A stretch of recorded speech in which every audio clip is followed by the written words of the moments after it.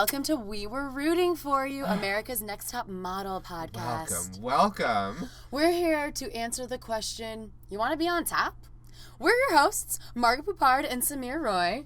Hello. I always love your intoning from the back. Yes, chest voice. And we're GAMbIT magazine contributing editors. I almost forgot what it is that we do there for a split second. And we are here to talk about and action. And also the blooper episode that America's Next Top Model felt befitting to give us this week. So we got a 2-for-1, but I have to say the blooper episode was kind of boring and didn't really get very interesting towards the end when there was a real revelatory moment. But there was some moments, but on the whole, I'm glad that they changed the way they did it before, which was like, oh, I can't wait for next week's episode of Top Model. God damn it, it's another fucking clip show. And it's like, I wanted new shit. And then this week they're like, we'll give you the new shit and we'll give you the blooper episode of the same week. So we're not going to waste a whole week on just this. And I have to say, this episode was pretty good. It was probably the best paced one, I felt too. And I thought they had a lot of, and they had some good red herrings in the mix too, like, oh, is this person gonna go home? Is this person gonna go home? There aren't very many people left, so it's like, well, one of 3 of these people are going home, so let's watch them flounder under the pressure. But before we get into and action, do you have any overarching thoughts or comments between the blooper reel and the episode that we got that you want to talk about before we I get feel specific? like they showed us too much of things we'd already seen in the blooper episode. Like, yeah, well, we saw that. And that.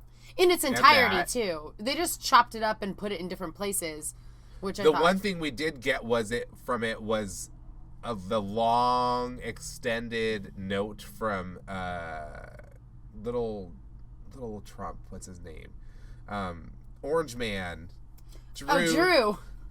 Yeah, like, when what? he was, like, directing, in his typical helpful style. Yes. And I didn't realize that at one point his directions included him just screaming, oh my God, and extending the word God out like he was in Les Mis and like just carrying this note forever and ever and ever. And I'm like, how is this helping whoever you are directing? But Samir, he needed to find a note though. That note was I'm like, it just kept going. I'm not. That's I think that was his interpretation of what riding a roller coaster was like. That's what I got from that. But yeah, we saw an that was extension. A really long decline. It was like way longer. I would say because it went on forever. I'd say the only positive to the blooper episode was that we got to know a bit more about the judges. So we got to find out more about Rita. Yeah, the fact that, we probably would have known that if we'd actually been a fan of hers before this show. Or if we bothered to look her up after. But we just never did. We just know she was British, and that's all we knew. But then she decides that she's going to share part of her story. Oh, no, and then I told you I saw her in 50 Shades of Grey. I told you that. And then you told me that, oh, that's her? Yeah. That's her? That's her. And that was the other thing that we knew about her. That was it. That was really it. Two things. She, apparently was I don't know if she was a refugee or not, but she relocated from Kosovo during the war. I thought she said she fled. That's what it sounded like. But she didn't say. She never mentioned the word refugee, so I don't know if it's fair to say that to say that she is or not. But she fled a war-torn country to come to London when she was 5, and that was clearly before she left to go to New York at 17, which probably was why it didn't feel quite as intense. It's like, no, I'm like well-fed and like, I seem to have some skills and I know how to move to a new country and Pretty live. much, yeah. She's like, moving to a new country ain't shit. It wasn't Tyra like, all I know is my This mama. is like paradise from before. This isn't, I need mama to come with me to Paris. Yeah. So it didn't have quite the same weight, but I did feel like she was trying to sell it like, this is like a Tyra story, you guys, but I felt like this, I moved from Kosovo when I was 5 to London because it was war-torn. It was a way more, I wouldn't say relatable, but it's something that people can find a little empathy with. More so than like when I was 17 and moved to New York. I'm like, that actually sounds cool as fuck. If I were 17 and I was allowed to do that, I probably would have. It would have been a horrible idea, but I would have done it. So it actually sounds kind of cool. It makes you sound dope. She made it work. Yeah. Unlike, we got to find out more about Paige, who apparently was a giant nerd. And kind of still is. Catholic school. Well, when she was like, oh, I'm in a sorority, I was like, not shocking. at all, because I just called her a camp counselor. Yeah, because that speech that she gives when all the girls first move into the brownstone. Mm-hmm. Are we calling it that? That's what I thought it was from the outside. On the inside, it just looks like a dangerous playpen.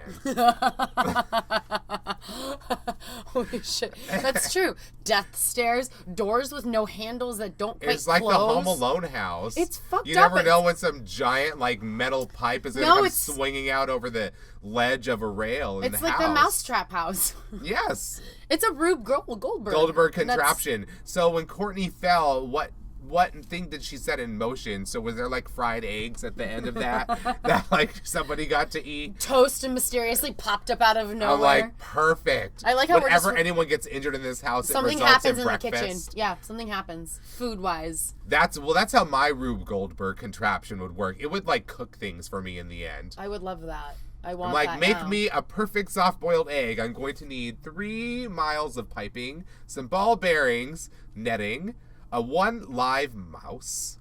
You know, like, who knows how much shit I would need. Like, I could just cook croquet this. set. Yeah, like that would be the best way to cook breakfast. But that's how I would hope that this house is used in some point in its history, because it just looks like a giant toy, like a giant dangerous toy.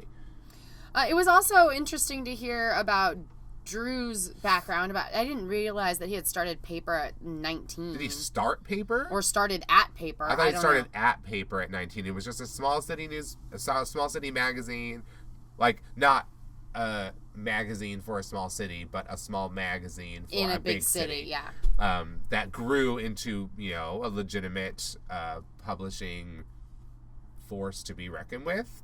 I suppose he puts a little too much emphasis on that. You sell magazines. That's impressive. Well, he puts too much emphasis on that Break the Internet cover that he did with Kim Well, that was Kardashian. the most famous thing that they did. So. I mean, I know you can point to it, but they've also done other stuff that's a little bit more interesting. I get it. Well, they've done things that were, for sure, they've done things that were more interesting. But it's like, I want to mention something that people have heard of. This is all I got. But beyond that, also that issue didn't even really sell that remarkably well. It was just that everybody saw the picture online. Yeah, I think that's why it's funny. I don't know. I just find it all a little... Okay, girl, just sit down. Just relax. We did see the girls playing Truth or Dare in the blooper episode, where we saw Courtney being fun and playful with people. So it's like, okay, apparently at some point y'all didn't hate her when she took off her top, and then Marissa kissed India because that was her dare, and she was like, oh, whatever, it's not like I liked it, but I'm like, so you liked it. But also, I love the quick cuts to Kyle just glaring. Oh yeah, all the things just like, oh, let's take this to the next level. Kyle's like, oh man, their relationship, it still is funny to me. The whole thing, but I'm just seeing like, I could just like, whenever like something happens that she doesn't like, I somehow imagine her getting over it by like turning and giving us that Seinfeld face again. That derp face. From the trampoline shoot. Did I tell you that? Oh no, they didn't. They have on Valentine's Day they do Valentines, so people that comment on other things, they get to know each other in the threads, can make each other a Valentine, like with what they know the person to like. And somebody made a giant Kyle dirt face Valentine for this person. I meant to send it to you, but I was laughing so hard I forgot, so apologies. But it's okay. I forgive you. I gotta find it and send it back to you, but it's so good. It is so good. I'm so glad it's found a little spot on the internet, because it really is meme-worthy. I know. I think it won't be, quite the juggernaut that the namesake of our podcast's title will be. But, I think it stands a chance of surviving for a while. People will, like, completely forget where the picture came from. It'll be, like, this random weird thing you find. You're like, what is the origin of this? And then we could be like, BuzzFeed, we've got an article for you. The origins of this meme go back 7 years. I was saying, like, finally, in 10 years, this will all pay off. The first season of Rita Ora as host of the reincarnation of America's Next Top Model. Oh, God, she'll only be, like, 32 or something. I was going to say, she's only, like, 25, like, business brand and boss all at 25.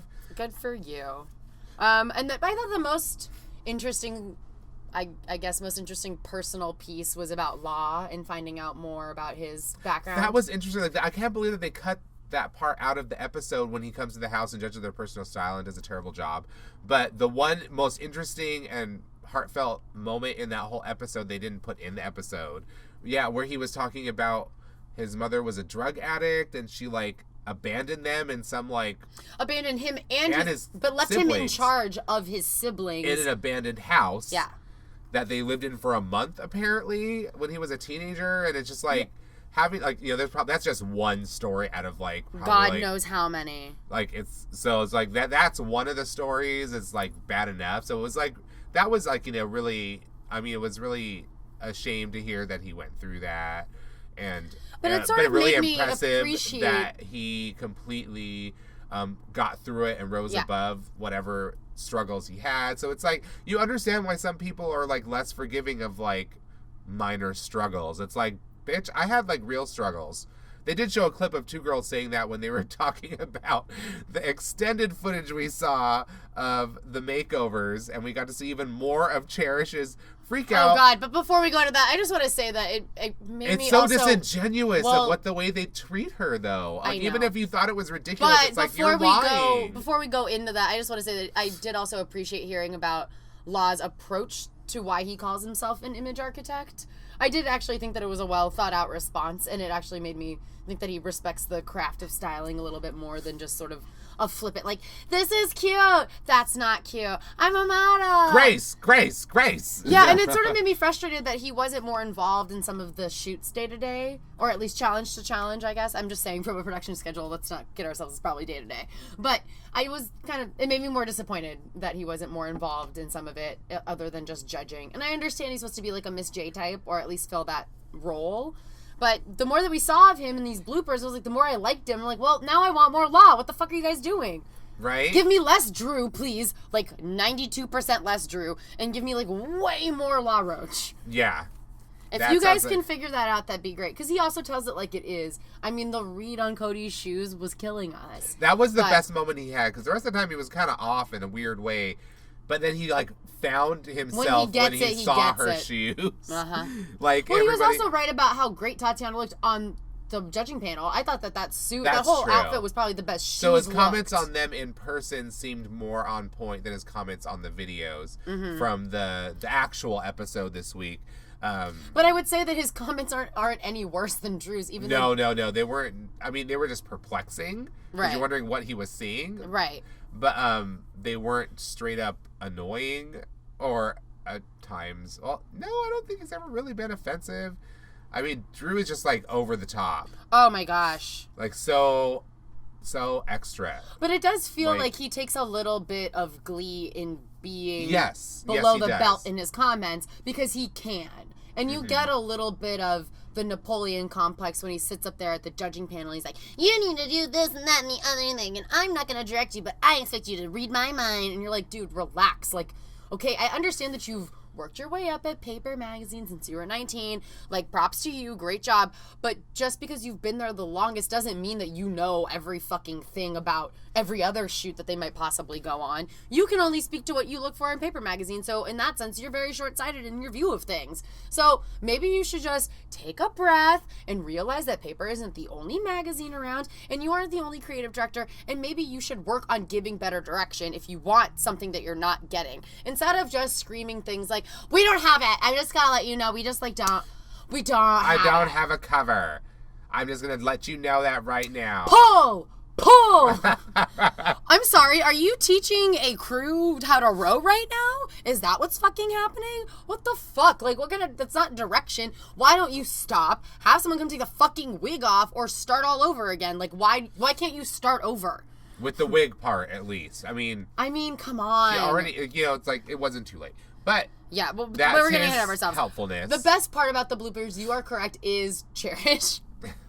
Like, still, like, they got more of it, like, with her, like, I mean, great. Basically, she's right. She's like, I'll be a bottle blonde for, like... Bottle redhead. Bottle blonde, sorry, bottle redhead. But there was blonde and purple and, like, magenta. Oh, God, like, stop strands it. in there. Stop it. Remember? Like, I don't disagree. There probably is like a really nice shade, and it's probably got all these deep colors. But you're right. It was really sad to watch her be patronized by two grown men being like, your hair's gonna be fine. We're gonna totally keep the integrity. I'm like, you are dyeing her fucking hair. That is the exact opposite of keeping the integrity. That is not keeping the integrity. Like, your hair is red, and we're dyeing it a shade of red that we like better than your actual red, but we're maintaining the integrity. I'm like... As somebody that dyes her hair, I have to routinely put on deep hair treatment masks to maintain the integrity of my hair. So I guarantee you that they did not fucking maintain the integrity of Cherish's hair. Like, as ridiculous as it sounded, and they tried to make it sound like Cherish had the most dramatic reaction for changing her hair color from red to red. No, they just treated her like she was like some fucking Amish child that has no idea how hair dye works. It was really... She's like, no, I understand how it works, and I don't like it. I like the color that I have, and if you want me to have red hair... What is wrong with the red hair that I have? Like, boosting it, if there's something you can do to boost the color, I was going to say, you didn't have to full-on dye it. But full-on dye it seems, like, ridiculous. And to be honest, she really just needed... She needed a cool haircut. She needed to she just needed boost it, yes. Yeah. Dye it, no. Haircut, 100%. Yes. Because they just fucking, like, layered it. It needed more than that. She needed something... And it's like, I don't know. But then it was just like, just seeing her again and saying the same shit. I was like, why is there not an extended version of her exit video? I know. They only showed us the same part. I'm like, no, I bet there was more. There had to be more rambling in there. You know that there is. She seems like Where is that footage? Where are those receipts? Verbose. Like, oh my God. We want the receipts from Cherish's exit rant, and we want them today. Like, for any moment she was on, almost any moment she was on camera, really. Please, because I feel like we also didn't see enough of her in the bloops, but I know that she was there because they would cut to her one-on-one interviews, and they were just...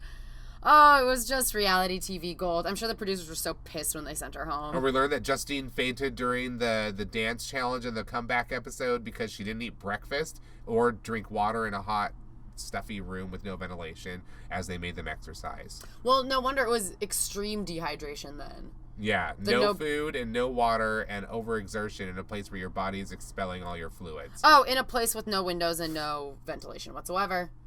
And then she's like, no, I'm fine. I just want to keep dancing. Rita's like, no, are you, like, something's wrong. I will not have your parents sue me twice. Once for you not knowing that you were here, and the second time for making you dance after you fainted face first on cement. Yeah, that's not good. Not a good thing. Not a good look.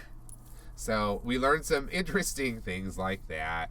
They were just small tidbits. Not small. Really. There wasn't a whole lot to chew on, but we got some tasty morsels. I would say the best morsel, though, was at the very, very end where we saw a little bit more about what the Final Four will be doing. Because next week is just the Rimmel commercial, and then it looks like the week after that is the runway show.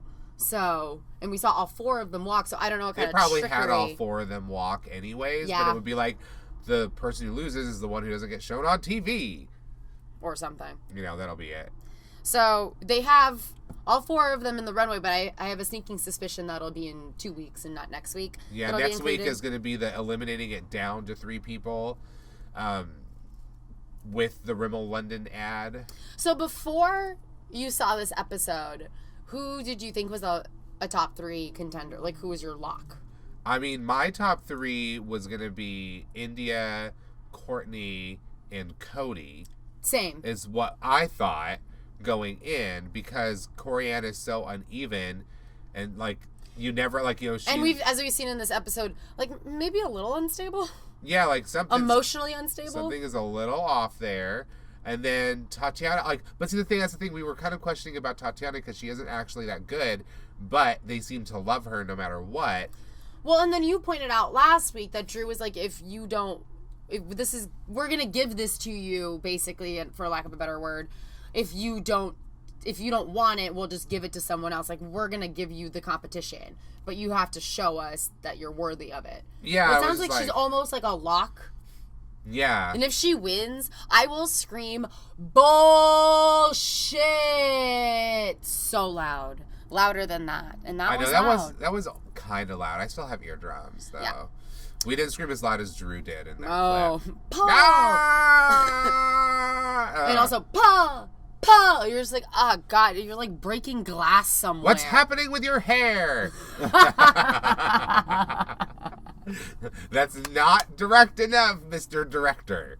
So that was your top 3 before. So let's just jump into the episode. Well, because, yeah, so, like, it starts with Cody being like, oh, I know I'm the best. I totally know. No. It starts with Cody being like, I don't give a fuck that Tosh went home. This is about me. I'm a better model. I've been doing it longer. I've been telling all you bitches all along. Tosh ain't shit. It's all about Cody.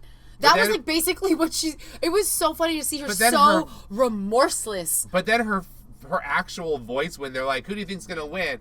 Like, I think I'm gonna win. I'm like, it was really, yeah, I do. I believe it. Like, I'm sorry, but that was after the photo shoot. Beg pardon? Because we need to talk about, because it's the only thing I keep thinking about last night. And after Sean, my boyfriend, passed out while I was watching it, he was like, what did I miss? I'm like, Cody looking at herself while eating dinner like a fucking serial killer. Because it's, like, stuck in my brain. It's so weird to me. She's remorseless. And there was another chance where she couldn't show emotion in the acting crystals challenge. Must be lost again. Yeah, her crystal. Maybe Tosh swiped him or something, and so her chakra's off. I have no idea, but I thought that she was very robotic, and so maybe there was something to what Stacey McKenzie said about her being robotic when she was posing as doing Grace Jones. Yeah, like she gets too all up in her head, and I think that's also that was both of them. They both kind of have the same problem. But Cody's better about tamping it down maybe a little bit and getting through it, but I think at this point in the competition it's officially broken down all of her defenses and maybe she's just too stuck up in there, because I think, I can't remember who it was, but I think it might have been Courtney saying that Cody just gets lost in the sauce in the main challenge and she completely loses the plot, and like she doesn't hear Drew yelling directions at her that are for once actually useful. Well, one is just a specific, like, do this now. Do this action. And she couldn't even, we'll get there. But she basically, honestly, she starts super confident, remorseless Terminator, and then eventually just kind of becomes the T-1000. But then they go to the acting challenge. Well, there's more up at the top. Oh, yeah, it was Corianne's mom, all that drama. So it was like the three... Where she got the pictures from her dad? Yeah, it was strange. It was like baby pictures. They sent her baby pictures of, like, I guess that's when she lived in Bali. But also recent photos of her, too, because she was, like, shuffling through them. But it was weird. It looked like they were pictures that he printed out, and they were printed out and given to her by, like, production staff or something. Oh. That's what it felt like, even though it looked like it came in, like, a package in the mail. I honestly was just like, oh, he's so European. He's just, like, an old, like, I'm sure he just printed it out like my grandma used to. And then put those in the envelope? Yeah, just, like, prints them out, puts them in an envelope, sends them out. But anyway, I thought that was strange. But I thought that spoke to more of him being European than anything else. But who knows? But then there was, then that began the thread of, like, the mystery of her mother. Her family drama is like way more intense. I feel like I understand a little bit more why she burst into tears after Courtney told her kind of backstory. Tragic story with her mother. Yeah, and I feel like she related on a deeper level than she cares to admit, because she wants to put up some front like she fucking hates Courtney. Well, because all through the season she's been like, oh yeah, my parents, they both tell me I'm a spoiled brat or whatever. They're so great, they love me. You know, then all of a sudden it's like, my mother lives with me, and I didn't do anything about her slipping away, and I'm just like, wait, what? And as the episode goes on, there's like more and more of this very veiled commentary about her mother not being there and her not being there. But the coded language sounds a lot like how you speak about either mental illness or alcohol and drug abuse, because she says things like, my mom cleaned up her act, but then doesn't say anything else. No, yeah, the whole thing, that's what, like, everybody that I've talked to about this episode with has all had the same exact hypothesis. Like, I am getting, like, drug, alcohol abuse or, like, mental illness. Like, something happened, like, and she needs to be taken care of, and she's living with you. Like, you're sort of getting that story, but you're not getting, like, it's weird, because it's like she's giving us these little bits, like, she needs to talk about it, and she's been, like, just completely shutting herself off from it this whole time. But she also doesn't want to, like, give away, like, everything that's going on with her mother, but I feel like there's probably some health record But here. I feel like she's also, in the absence of actual information, there's so much speculation that it kind of maybe is even spiraling into something that's bigger than it maybe is. Yeah, I'm like, it could just be like her mom is sick and, maybe she has fibromyalgia, but it just sounds way more dramatic. But also, when you're cut off from everybody and you're so isolated, I think you make it a big deal in your head because you don't have much else going on other than the rigorous production schedule. Don't they give them books? I thought they didn't have books. They should be able to have some old books. Okay, maybe. You would think, I'm like, they're not. It's more of you can find the parallels in the modern world to this book from 50 years ago, but it's not giving you any news about what's happening in the outside world right now, directly, and obviously. So, I mean, they should be able to have that, but I guess a lot of them just didn't want to read. Well, I initially thought that Corey had a pretty strong loser cut contender. Yeah, it was like all like the family talking like, oh, this is usually the death rattle for a top model contestant. Well, is the family talk. Oh no, that was about someone else, but somebody else had a death knell that I was like, never mind, it's you. Just kidding.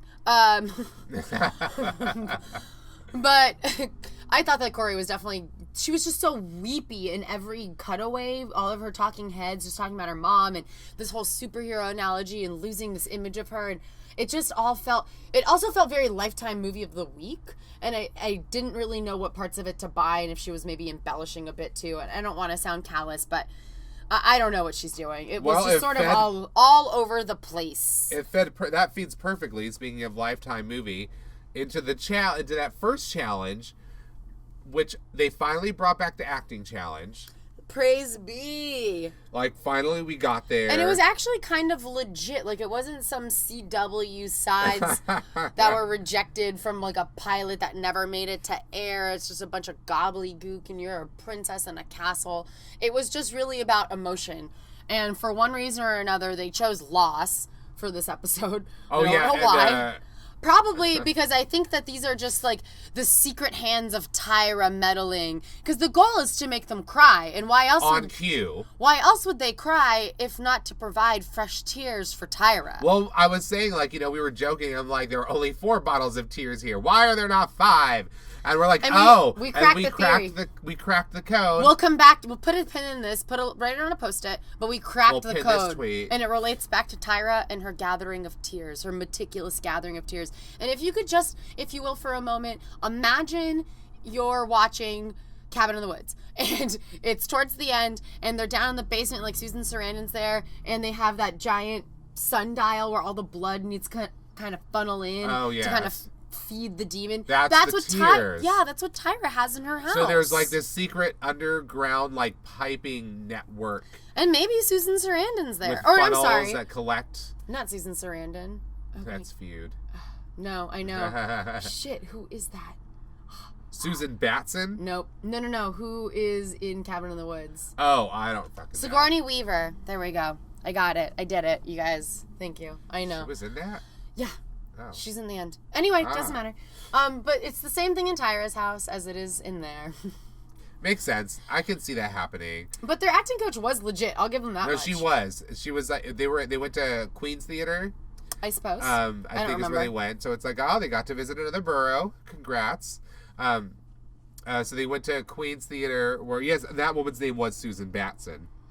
The acting coach. The acting coach at the theater that they're going to be doing this scene with. And I love that they, like, introduce her, be like, oh, she is Coach Nicole Kidman, Kerry Washington, and even Naomi Campbell. And I'm like, so wait, you're telling me that she's coached 2 actresses who've won awards for their work and a model who can't act?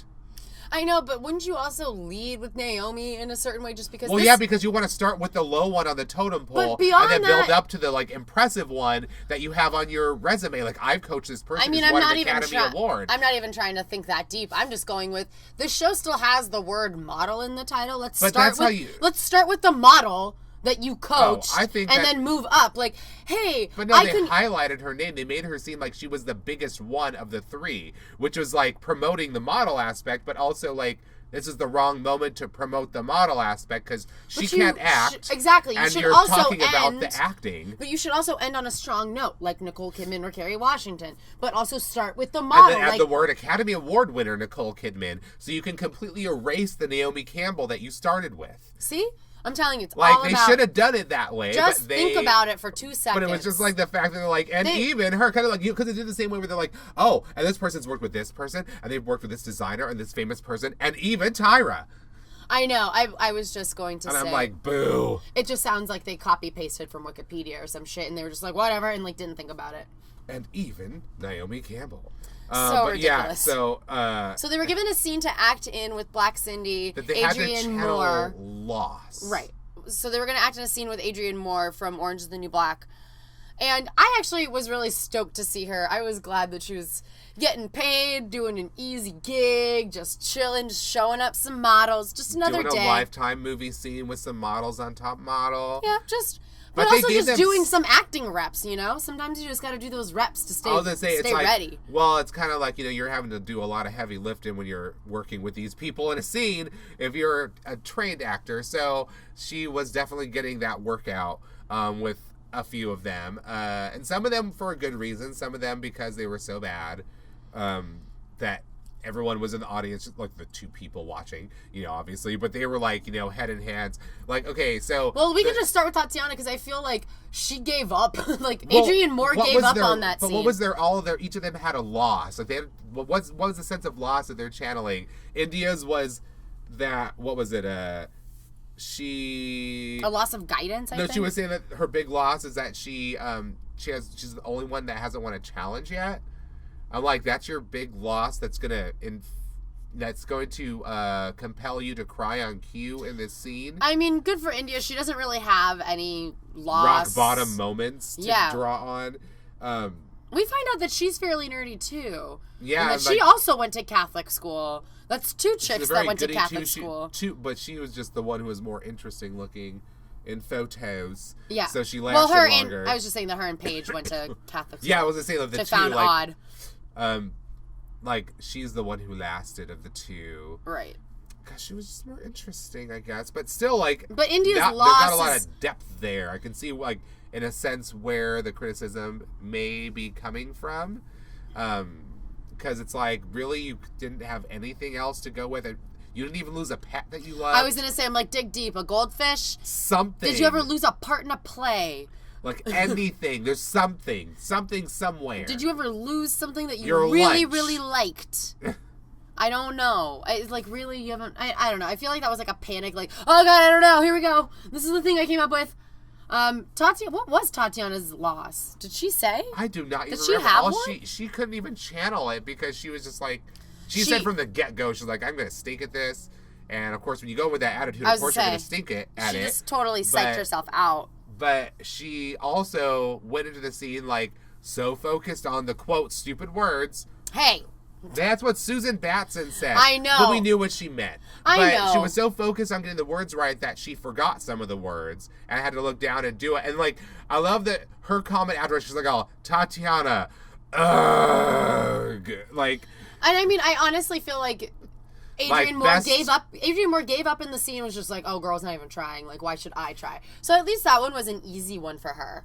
She's like, okay, this is going to be the first one off the grill that you throw to the dogs. And I think she also told Tatiana after, she's like, you can breathe now, because she was not breathing well. No, she was so monotone, too. Her voice, she did not project. I don't know anything. She did not project to the back of the theater at all. There were only two people who had to hear her. It was basically, her voice would have echoed, in that space at that point. But no, she was bad, really bad. They were both devastated at how bad it was. Rita and Susan were both immediately head in hands, not oh God, what? Not buying it, painful to watch, not great. Yeah, and then India's they felt was a kind of a little overacted, but well, when you're trying to challenge losing the two challenges as your loss or whatever, or not winning a challenge as your loss. Plus, the scene itself was so odd. I'm not going to eat until I'm famous, and I'm going to be that guy who starved himself. Gandhi, what? What do you want to... it was just an odd... who... Okay. It wasn't well written, or at least the context... It needed more context in order for it to be more interesting. But I remember Tatiana, she explained what it was at the top. She said that it was a girl that really wants to be famous, and this Adrienne Moore's character is her cousin, and she's just being real with her, and she thinks that she's shallow and fake, and she needs to get her shit together or something to that effect. But she just desperately wants to be a star. Yeah, so I didn't really... I mean, actually, India was not... I didn't think she was that bad. A little stagey, but not bad at all. I didn't think it was as bad. Like, let's just have the bar be Tatiana. I didn't think it was as bad as Tatiana. Oh, not by a long shot. Then there was Cody. But I did feel like she had a bit of that thing that people who are just getting started in improv do, where they get like really excited about an idea and they kind of like anticipate everything. And so I think that's the comment that she gets later on about how she needs to be more in the moment. I think that she just doesn't maybe act that much. She was too in control. Yeah. She just kind of like was anticipating a little too much or a little too eager. And she also is very not eager to please and eager to make an impression. So I think that also read, and maybe that came off as possibly a little overacty. Or I thought that she was just a little cheesy. India? Yeah. Yeah. The way that she was. Yeah, it was. It felt a little after school special. Like a little bit. Well, the purple hair definitely adds something to that. But you know what I mean? It was just like, hey, kids, you know what's cool? Eating. Like, I don't know. So she didn't, again, like her loss, didn't really dig that deep. She might as well have just, sat backwards on the chair. But she did enough to not be eliminated. She wasn't awful, but it was just cheesy. Cody. I would say Cody was the worst. Definitely the worst. She was worse than Tatiana, for sure.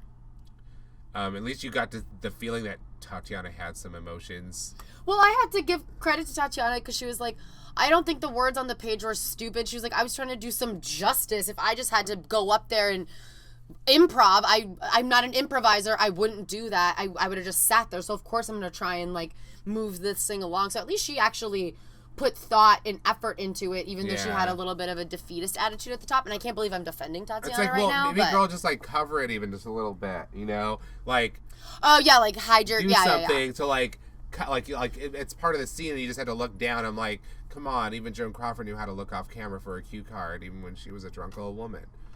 So I agree, she could have, but I also think that she doesn't have any acting experience, so yeah, there's also that. I would assume that goes hand in hand. But anyway, Cody was the worst. Yeah, it was. I thought. And she's the only one who didn't cry. Yeah, she couldn't cry because she's too happy that her sister's gone.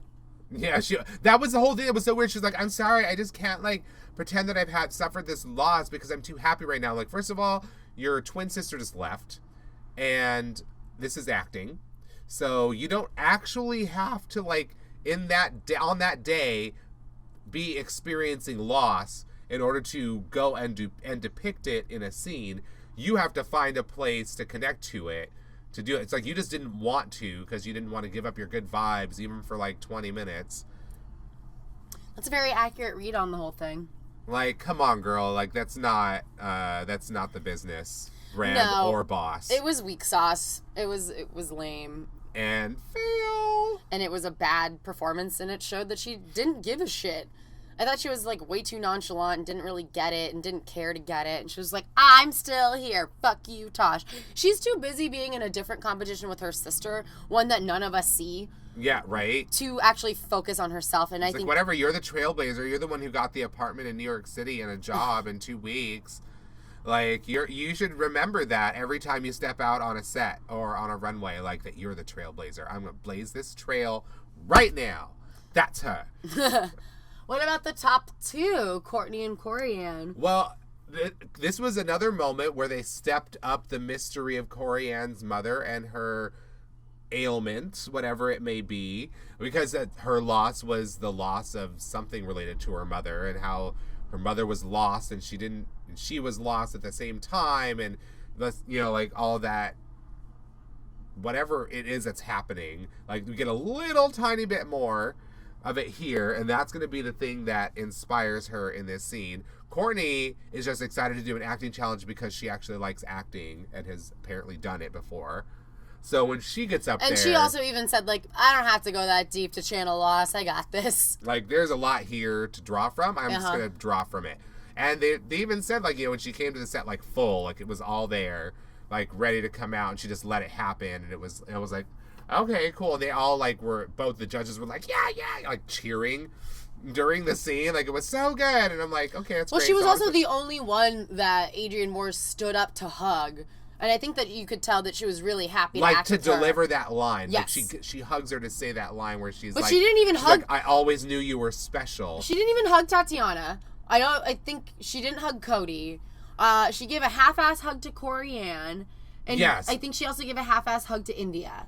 Like, after they said the line. Yeah. Like, it felt like more... But she actually, like, stood up before Courtney and, like, gave her a hug. You could tell she really felt her in that scene. And that was actually really fun to watch them act together.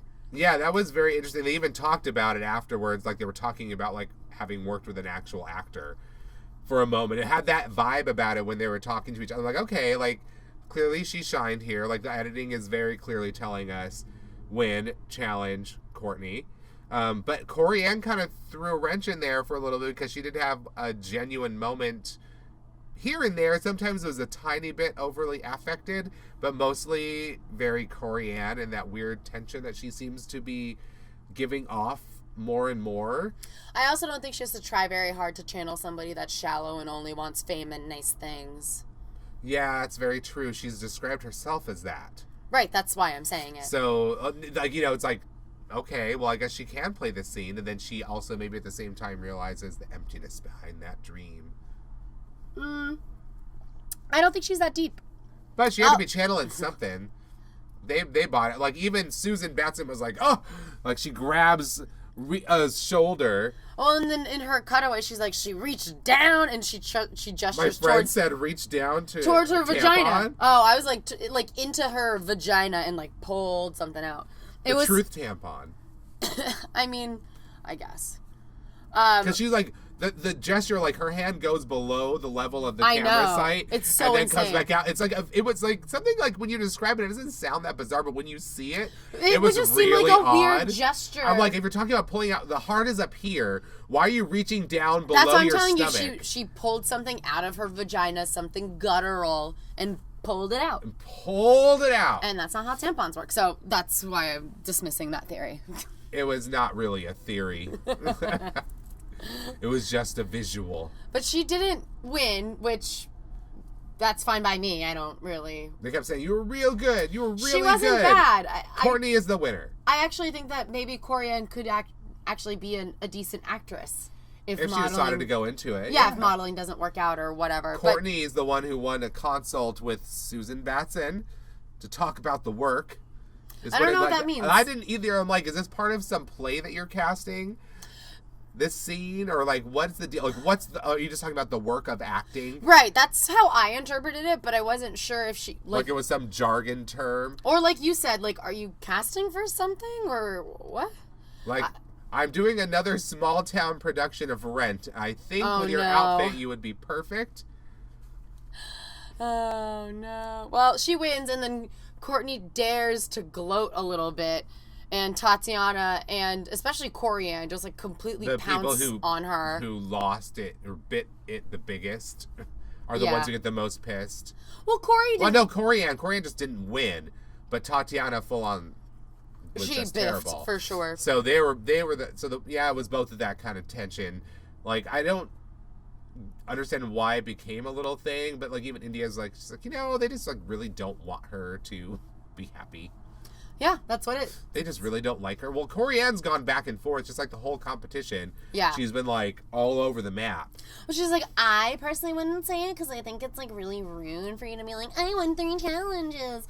But, like, I'm just saying, like, what I would do. It's like, nobody asked you what you would fucking do, or else she would have said something by now. But she didn't. And she didn't.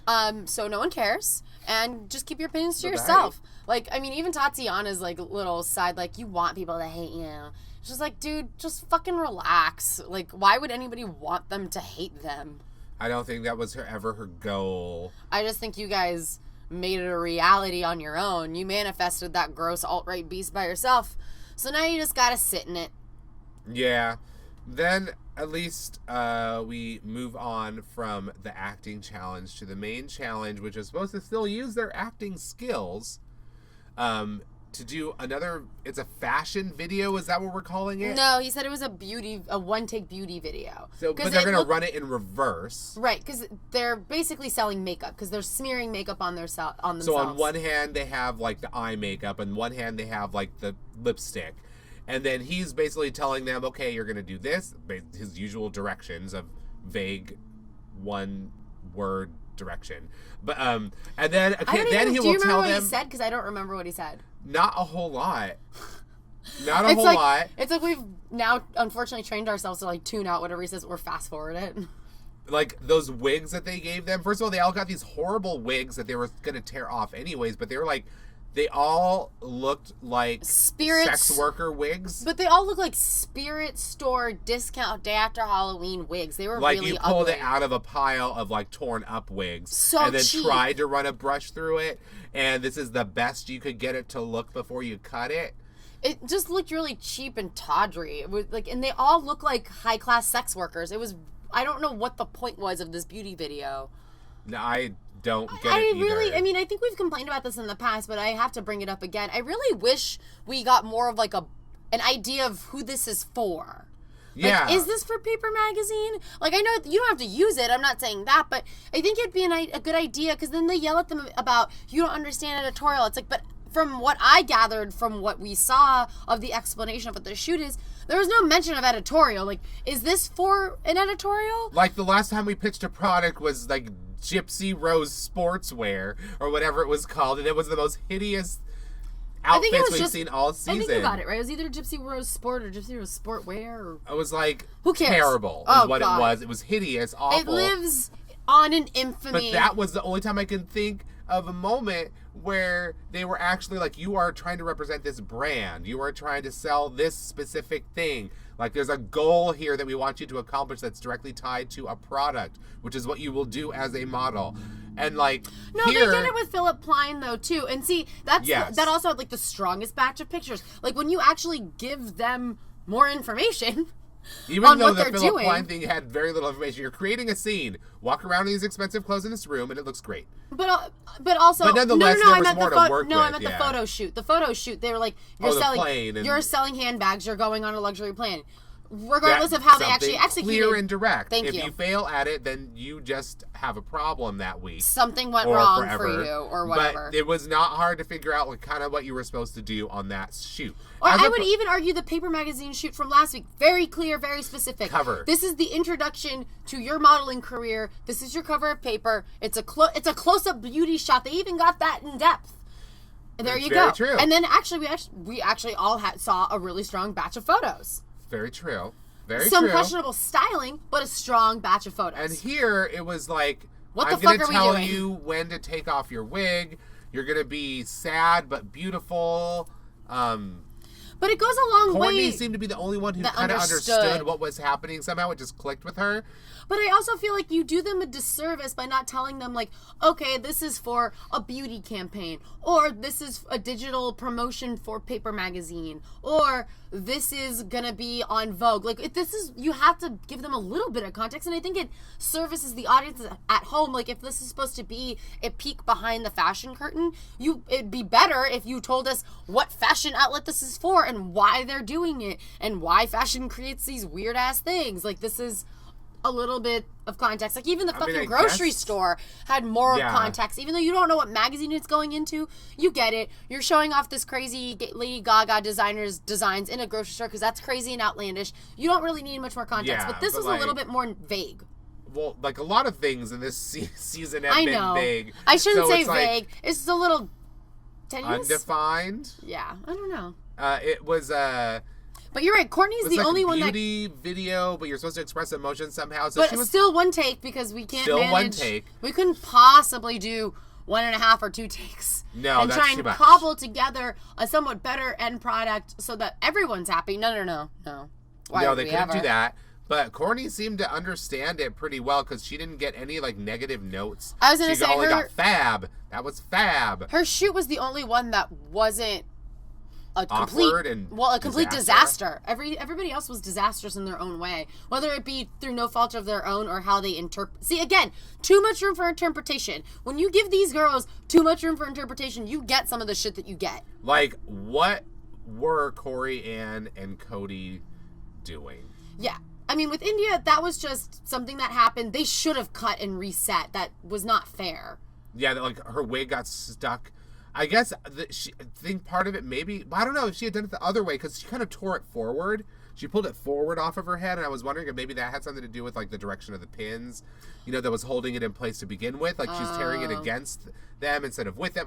There could be something like that where it's like we've held it in this way so you can pull it off this way. Like it's still pulling it off backwards, not pulling off front to back, not back to front. Yeah, but it looked good in the reverse eventually when she pulled it back, even though the wig made all of them look like high class sex workers. Yeah. Some of them of European origin. Yeah, it was a really odd look for them to give them.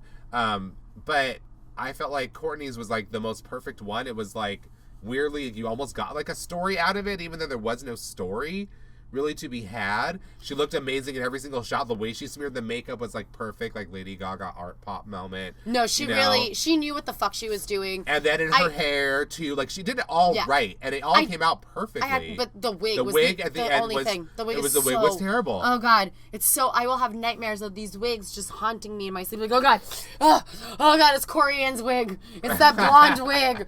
Oh, it's come back. It's touching me in the face. Eastern European sex worker. Yes. That was her look when she had the wig on.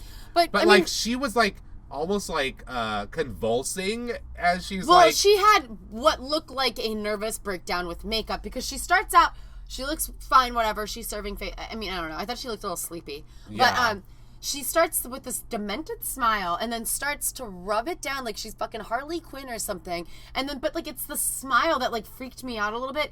And then she's just like rubbing it all over and not in a cute artistic way. And in her teeth. And in her teeth and on her chest. And as Drew correctly points out, it gets a little Carrie. And then she just like is in her hair and she just looks like she's freaking out. Like she's the only one that can feel the bugs on her or something. Like she's done a bad tab of acid. And then when Drew's like, what's going on with your hair? Completely misses the point. What's going on with your hair? Which was a cue to stop playing with your hair. What's happening with your hair? But she read it as, keep doing what I'm doing. Do something with my hair is like how she read it. And I think that was his way of saying, stop doing whatever it is you're doing with your hair. Because he was immediately cringing as soon as she just started going back into it and doing weird stuff with it. He looked like he wanted to kill himself. Oh my God. Cody looked even crazier. And that was the worst one in a lot of ways. I mean, I still feel the ending the way it ended.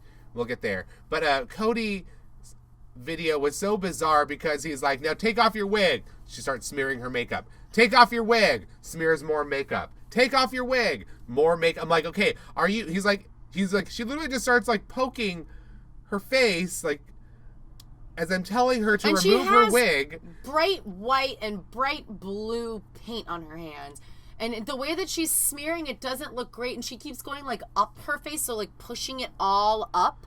She thinks that she looks like a Picasso painting, which is just delusional. I think that's what I wrote down. Probably the quote of the episode went to Courtney, who was like, when you look like a unicorn shit on your face, how could you come back super confident? And you're like, no, I don't know. She was living in her own dream world in that moment. I legit wrote down she's delusional. Like, I think at this point, her and Corey Ann are buying, and Tatiana too, maybe a little bit, but I think mainly Corey Ann and Cody are falling victim to buying into their own hype that the judges have been shoving up their ass the entire time. Yeah, but like I still felt like Cody was better than Tatiana. Tatiana, like, okay, there were, both her, Tatiana and Cody had a moment with Drew's direction where he's like, I think he was telling Cody, he's like, I need you to be more regal. Yes, yes, yes. And I'm like, she literally has not changed anything about her face. So I don't know what you're on while you're directing this as well, but it's clearly kicked in. You know? Yeah, I think you hadn't peaked yet when you started with Courtney. But now we're really rolling. Now we're really there. Because you just went off the rails. That was probably the point at which it was like, oh my God! Like, yeah, that we didn't see, but that we saw in the bloops. In the bloops, yeah. Oh, I'm so glad I've gotten you to say bloops. I'll never say it again. It's over. Gone forever. Bye. Bye. Bye. Bye. Oh, I haven't talked to you about My Favorite Murder yet. Oh, we'll get... Oh, I haven't listened to all of that yet. I didn't get to the Oakland one. Yeah, but I can still tell you about my experience. Oh, that's right, of being there. Okay, yes. Yeah, sorry. Oh, God. Yeah, anyway, we're on a podcast. So, yeah, we didn't hear Drew go what his interpretation of going on a roller coaster was while shouting at Tatiana, but her and Cody had the worst wigs. That white banged wig. It was like a raven almost kind of cut, but it was white. In the rewatch when we were watching again, Cody's eye makeup was so heavy. Her eyes almost looked closed. Yeah, like I was joking, like there must be some sort of like invisible, like they must put a lot of freaking like eyelash shit on her. Like rhinestones that we're not seeing. Something. That just like weighing them down. Because she was squinty. I'm like, more awake. Can you do wake? Yeah, Drew, can you give her that note next time? Can you say open your eyes, maybe? Open your eyes. And it was just funny because we had watched the bloop episode and it cut to like a, I don't know if you want to say a best of Drew's critiques on the judging panel. And he tells Chris Lian, like, your eyes were closed the entire time. And that was all he could think of. Well, yeah, you were standing in front of me, Drew. Sorry, I had to. Oh, well, he was standing over her because it was the crowd surfing shot one. Yeah, see, wouldn't you keep your eyes closed if every time you looked up you saw Drew hovering over you? Of course. I would wonder also what I did wrong. She was saving herself. I would wonder what I did wrong and how I got here. I must have murdered somebody in a past life. Something. But I just thought it was funny that he was like, Regal, and it was like, nothing changed. You could have just told her, open your eyes. I don't know what you're doing. You're bad at this. Anyway, we can go back to Tatiana now, who also had questionable eye makeup. But as Drew points out, this isn't the what makes Tatiana look best show. You have to work with what you're given. And no complaints, which I thought was so funny because he was like, why didn't you come to me at the shoot and tell me you had concerns about your eye makeup? Because then you would later turn on her in panel and be like, bitch, you complained about your fucking eye makeup. Yeah. You complain like nobody's business. All about your eye makeup all day. It was 5 minutes of your day.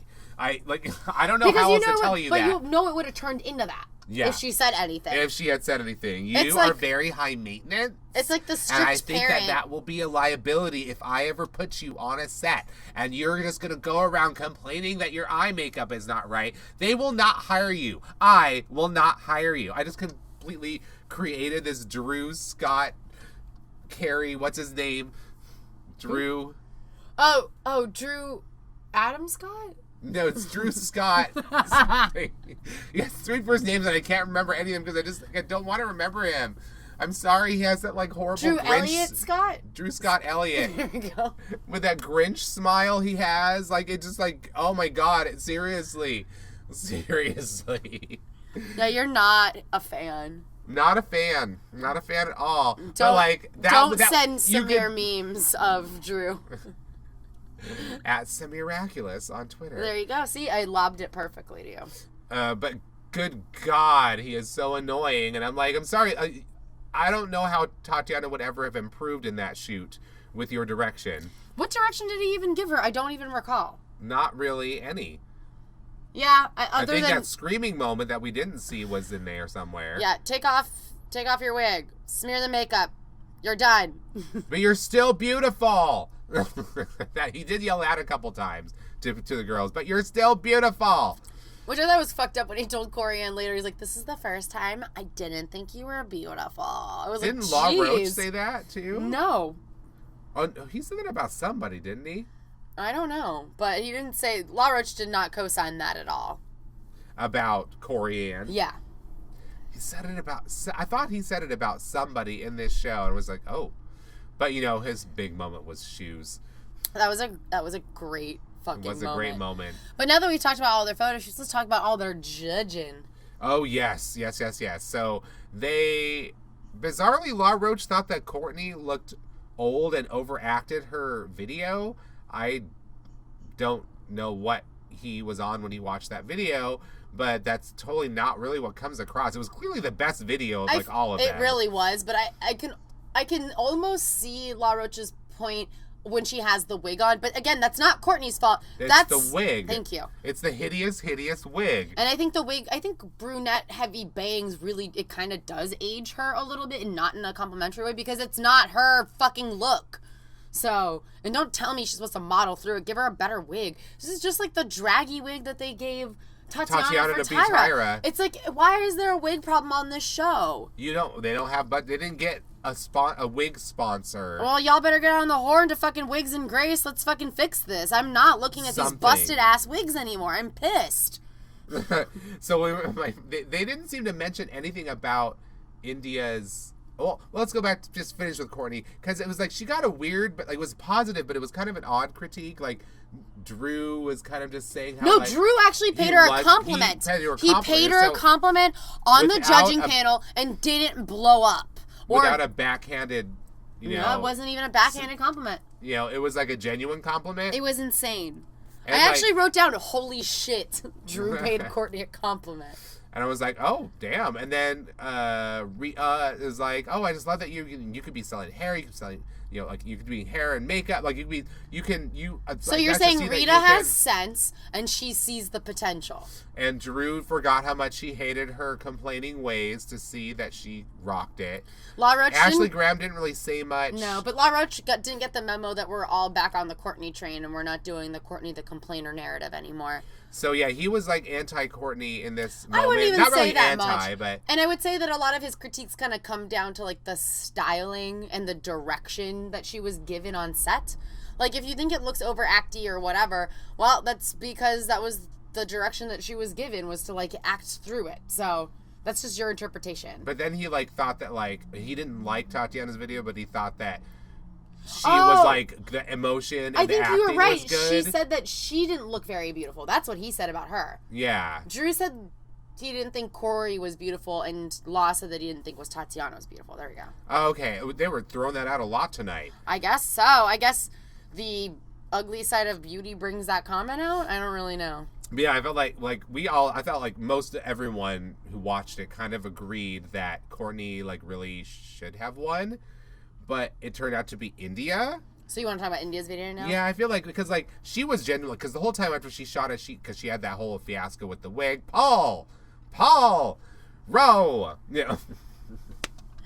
But like she when she saw the finished product, all the comments about her, like, oh my god, you don't even know what the finished product's gonna look like, how can you be confident when you don't know and you think you did bad, it's like they were building up like that was all that was the red or the purple herring. Good one.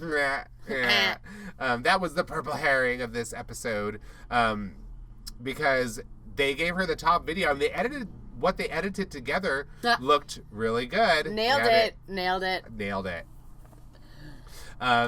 It looked a lot better but it was still kind of awkward, and they sort of did the same thing about all of them, where they're like, like you all kind of like they all kind of did scary. That's what Drew said about Courtney, that everyone else is scary and you didn't. You took it to like wild, and it worked really well. He was really pleased, like blah blah blah blah. He loved it.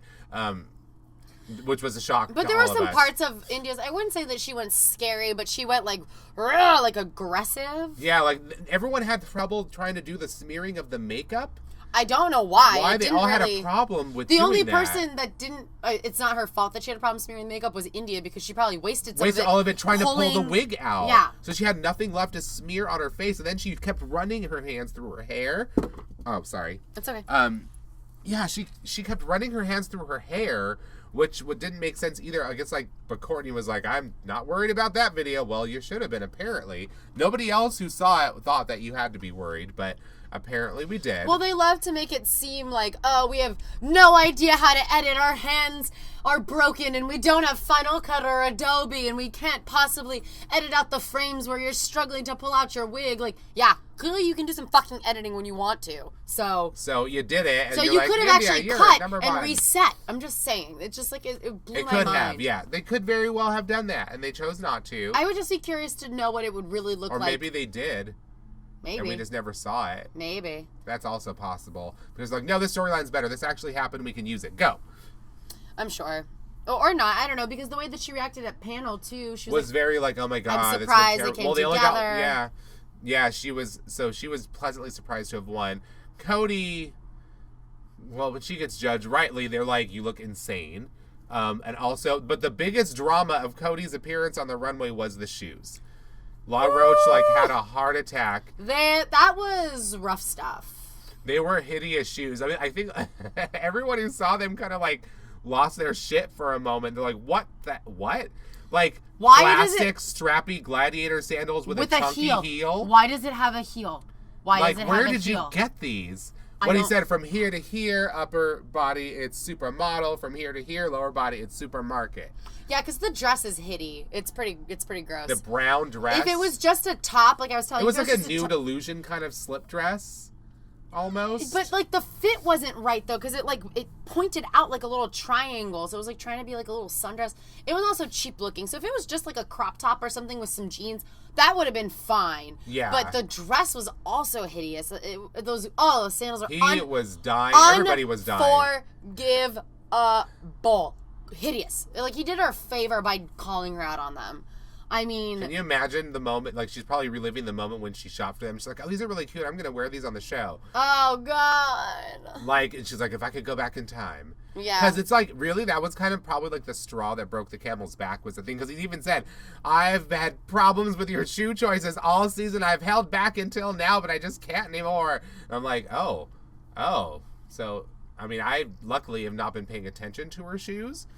Me neither. This is the first time, but as soon as they cut to them, you were like, oh. The image is forever burned in my brain. Those are some of the most fugly shoes I've ever seen in my whole life. Everybody lost their shit over these shoes, and finally, like at the end, she takes them off. It's like, oh, thank you. Yeah, but don't give them to Laura. She doesn't want your fucking nasty ass shoes. Well, I mean, she did get eliminated, so it's probably her last, like, slap in the face. Like, fuck you. You hate these shoes so much, here, you take them. Yeah. I'm going to be sweet. But at least she got rid of them. That's honestly the biggest takeaway. That's the biggest success story of the evening. She's free of those shoes. She's free of Tosh. And what if Tosh picked out those shoes? That would actually make a lot of sense to me. It was sabotage. Ooh, from far away. Mm-hmm. Long con. Ooh, I like that theory. But yeah, I mean, I don't know. Cody, as always, just like her sister, gets too up in her head, comes up with the story that no one else really understands, thinks it's great, and then is shocked that nobody else understood it. Yeah, and then that whole weird moment with Rhea and Corey Ann on the runway, giving us just a little bit more of this weird drama that's going on with her and her mother, with her mother living with her. That was the final puzzle piece. I was like, she's living with you. So wait a minute, like the whole narrative up until now has been my mother's an amazing supermodel and it's difficult to live under her shadow when I'm trying to be a model. And it's like, you don't live up to the supermodel that your mother was. And now it's my supermodel mother is somehow troubled in a way that she can't live by herself anymore. But it's also combined with we saw each other only in summers our whole childhood, and then when we finally moved together, it was like two strangers living together. It wasn't like mother and daughter, so she never had that. And then it morphed into her mother lives with her because she's not herself and she's lost herself. And I'm like, there's so many like weird, like vague signs that point towards what we think it's pointing towards.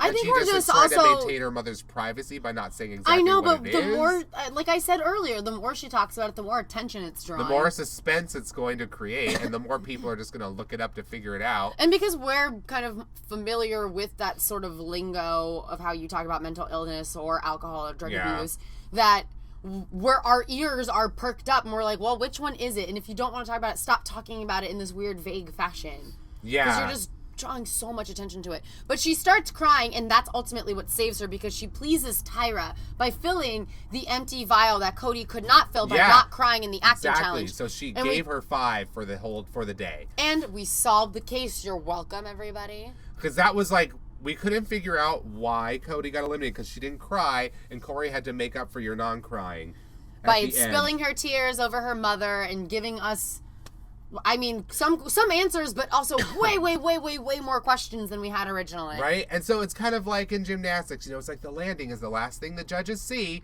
So Cody just like crash landed by wearing those shoes, and Corey like nailed a perfect stuck landing with the tears. I wasn't saying she was aiming for it. I wouldn't say perfect. I would say she had a little bit of a wobble, but it was strong.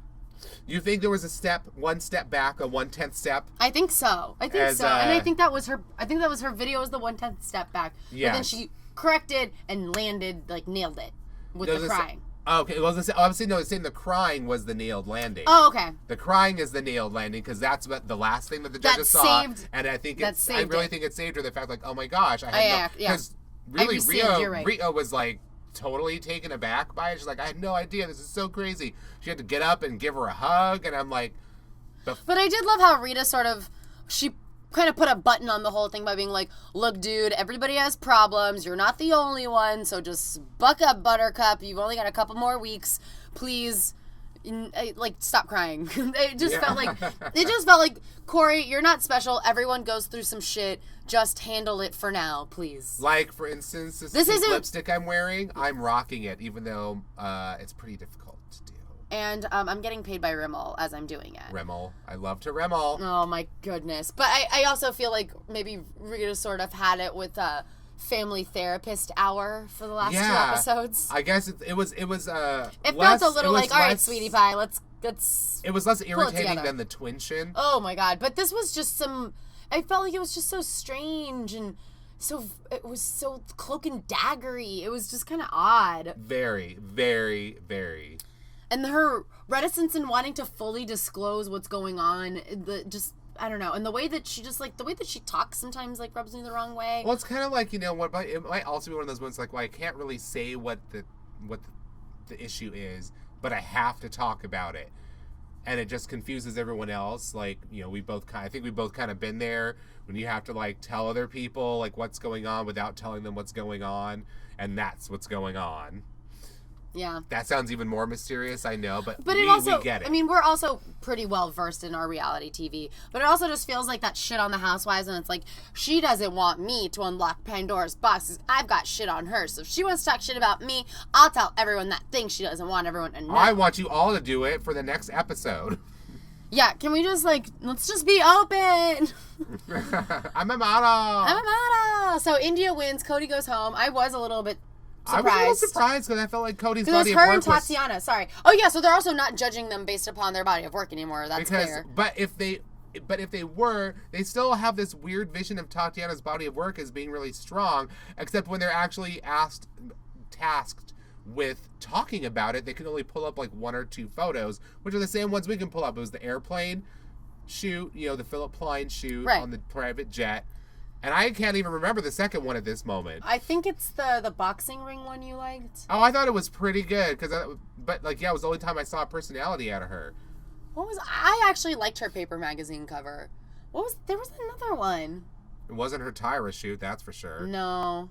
It wasn't most of her shoots, that's for sure. I don't know. I really don't know. But I feel like Cody had more strong moments. And they were, but they flip-flop from you're the top, you're the top, you're the top. It's gone from everybody. They've just been playing musical chairs with this moniker for one of the girls, depending on the last thing they saw. So that's how, obviously, like I said, Corey saved herself and Cody screwed herself. That much is true. So Corianne wasn't even in the bottom 2. It was her tears were so good they couldn't even put her in the bottom 2. No, these are just the flavor that Tyra wants on her ratatouille tonight. But I swear to God, if Tatiana or Corianne end up winning this, I will be so upset. Yeah, I will be really pissed. But it's also... I feel like when we say that, we sound just like the people who are leaving comments on the Top Model page. I will never watch this show again. I'm like, you are so crazy, girl. I'm not saying I know that commenter. But no, I'm saying, we sound like that. We're like, if she wins, I will be so pissed. And I'm like, well, we'll just bitch about it here. We'll just yell for longer. Yeah, we have an outlet. It's called a podcast. We don't need the comment section. But at least next week, we get that view we get. They're clearly working on an actual product. It's a brand. It's a Rimmel ad. It sounds and seems a lot like a CoverGirl shoot, and I am so excited because the CoverGirl shoots are always the most exciting. And they show a clip of Courtney saying something that makes her look really bad, apparently, in one moment. It's we get a snippet of it. Looks like they're supposed to be applying makeup to somebody and then answering questions about the makeup. And so they're like, oh, what do you think about this lipstick? She's like, oh, we'll definitely drink through a straw. And then India's like, that's not what you say when you're selling makeup. And I'm like, that seems like the clip they throw in there to throw you off. What the rest of it's going to be brilliant. It sounds like they're doing some like Tyra beauty tainer type consultation shit. My fat lash. Oh crap! What was the other thing? I can't believe they didn't have a trip anywhere. Yeah, no fashion destination. I mean, other than Orlando, Florida last week. That was just the girl who wanted her friend that she chose. This was. I mean, I know, but still. No fashion destination. No. I really miss that. I really think they should have done that. At least go if they're going to Rimmel London. At least go to London. Or just anywhere else. I was saying that, like, a place that they never went in the course of Top Model was India. They never went to India, and I feel like they could have had so much fun doing fashion in India, but they never went. And it looks like they're not going to be doing the fashion destination thing with this VH1 iteration of Top Model. Probably too expensive, out of budget. Probably. Well, the last trip that they took was the bus to Las Vegas. I mean, besides that, like, let's just look at the wigs and just assume there's no budget for a trip. Yeah, they couldn't. Well, they were in New York now, so they couldn't afford to have the van. Well, they could have gone to like Capital City. Is how I like from The Simpsons. Somewhere in Jersey, Yeah, Jersey. I don't know. They could have done it for cheaper and sent them somewhere. That would have been more interesting, I think, than seeing them in New York. And we don't even see them in New York. We see them inside of studios that are inside. Yeah, we very rarely see them outside anywhere unless they're like instructed to be outside. Instructed. Like, you can't go out the front door unless we tell you. Stay in the house. That's why they're like so shocked when someone rings the doorbell. Like, oh my God, another human being. Well, I think we've read all of these high-class European sex workers for the week. I think so, too. I think we did a damn good job. Me, too. Well, we'll be back next week, and it seems like things are winding down. It sounds like we actually only have 2 episodes left. Mm-hmm. Maybe 3 if we're lucky. Sounds like 2, unless they have a reunion episode. That would be fun. Oh, my God, please do that. Bring Cherish back again! Oh, my God. And then just leave the camera on her, and then just have her, like, Facebook Live some stuff so we can just listen to her chat. That would be amazing. Freeform Cherish talk. I'm down. Let's do it. Let's make it happen. Well, you can, if you can, please subscribe, rate, download us on iTunes, leave reviews, any way that you can get the word out about our modest little podcast. You can also listen to this on YouTube at the GAMbIT Digital YouTube page. You can also read our reviews on the GAMbIT Mag website, and there's lots of exciting stuff going on since it is high TV time. You can find me at Marg She Wrote on Twitter. At Miraculous, that's me on Twitter. And you can also follow GAMbIT Digital on Twitter. All on Twitter, oh my God. We're also like high tech. And you can also find us on Facebook, but I don't think I've ever mentioned that before, so I'm not going to start now. Of course there's a Facebook page. Of course. Well, we wish you a good bye.